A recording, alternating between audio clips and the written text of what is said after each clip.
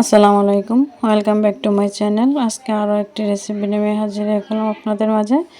আজকের রেসিপিটি হচ্ছে খুবই সহজ, সাধারণ এবং প্রত্যেকের ঘরেই রান্না করা হয়। চলুন তাহলে শুরু করা যাক।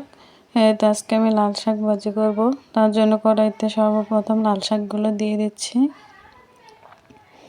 এখন কয়েকটা কাঁচামরিচ ছিঁড়ে দিয়ে দেব।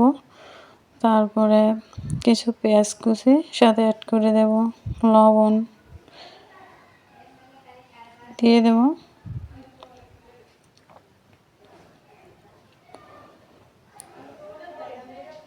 শাকের মধ্যে পেঁয়াজ দিলে খেতে খুবই ভালো লাগে।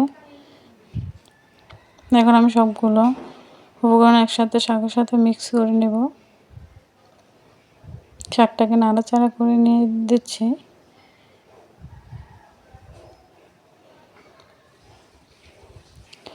আর প্রত্যেকের ঘরে এই শাক রান্নাটা বেশি হয় শীতকাল আসলে। আর লাল শাক ভাজি এভাবে করলে খুবই ভালো লাগে খেতে। কিন্তু আমি কিছুক্ষণের জন্য ঢেকে দিয়েছিলাম। শাক না ঢেকে রান্না করলে শাকের কালারটা অটুট থাকে। এই তো শাকের থেকে পানি উঠেছে, পানি দেওয়া হয়নি কিন্তু এভাবেই পানি উঠেছে। এখন এই যেমন শাকটা সিদ্ধ হয়ে গেছে, এখন বাগার দিয়ে নেব।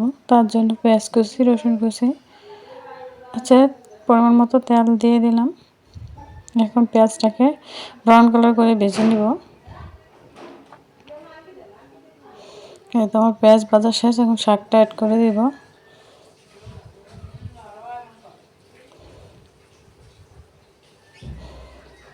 একসাথে পেঁয়াজের সাথে মিক্স করে নেব শাকটাকে। এই তো আমার শাক রান্না শেষ। এভাবে লাল শাক ভাজি করলে শীতের সময় ভাতের সাথে খেতে ভীষণ মজা হয়। আমার চ্যানেলটা সাবস্ক্রাইব করে পাশে থাকবেন।